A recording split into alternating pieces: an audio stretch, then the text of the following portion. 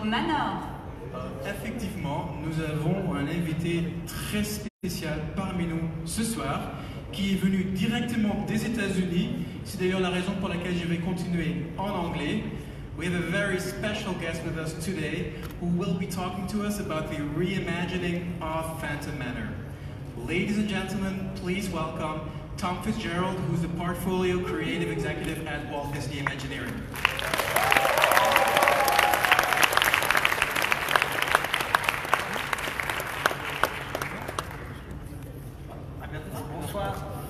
I'm so excited to be with you tonight to talk about Phantom Manor.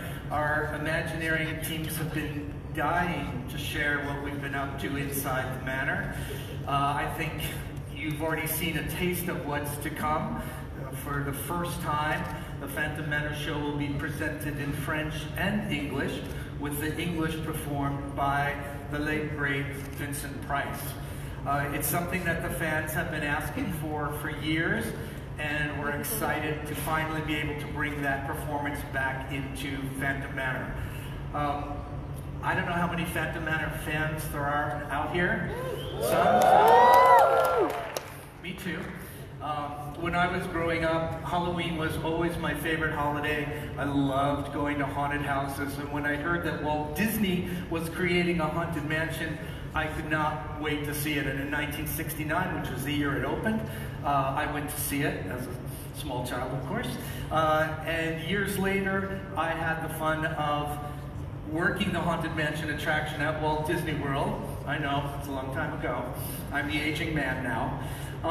And always dreamed of adding magic to the Haunted Mansion in Florida. And years later, as an Imagineer, I got to work with our teams to add new magic to Walt Disney World and bring the Hatbox Ghost to Disneyland. And now it's time for Phantom Manor. So let's talk about some of the things you might get to see when you come and see Phantom Manor, which I think we announced tonight as being May 3rd. We start with storytelling and Imagineering, of course, and what we wanted to do with Phantom Manor in this reimagining was to go deeper into the story of the Phantom, of the bride in waiting, and those unfortunate suitors that tried to take her hand. So you will see that we have in our portrait gallery all new portraits of 4 of the unfortunate suitors that tried to marry Melanie. And with some new illusionary magic, we're going to take her out of the picture, and we're going to reveal as the room stretches down what ending came to each of these characters. This guy's name is Barry Claude. I think you can figure out what happened to him. In the portrait hallway that follows this scene, we created a whole new series of portraits trying to imagine what would Henry Ravenswood have? What art would he have purchased if he was the wealthiest man in Thunder Mesa? And so of course he would have Western pictures and pictures of sailing ships, but of course he would have a portrait of himself.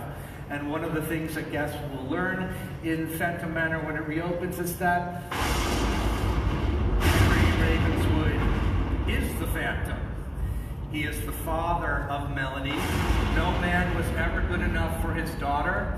And so one by one, all of the suitors seem to disappear. You'll see more of Melanie and the Phantom in the attraction as you go through.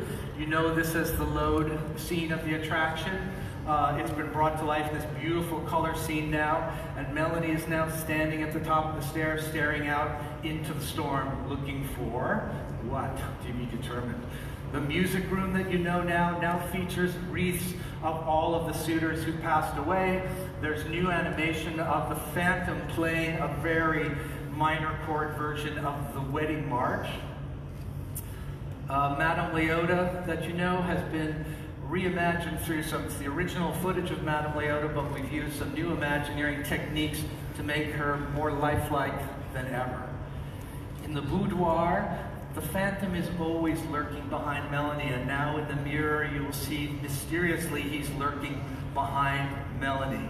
And of course, the town scene at the end of the attraction has been completely redone. All of the figures have been reanimated, repainted, new illusions, and some that have been brought back to life that have been missing for quite some time, including, of course, the druggist scene, which is now in a brand new look that's really quite fun, and the card game is back. And of course, at the end, the Phantom has a spot for you, if you'd ever like to make permanent residency in Phantom Manor.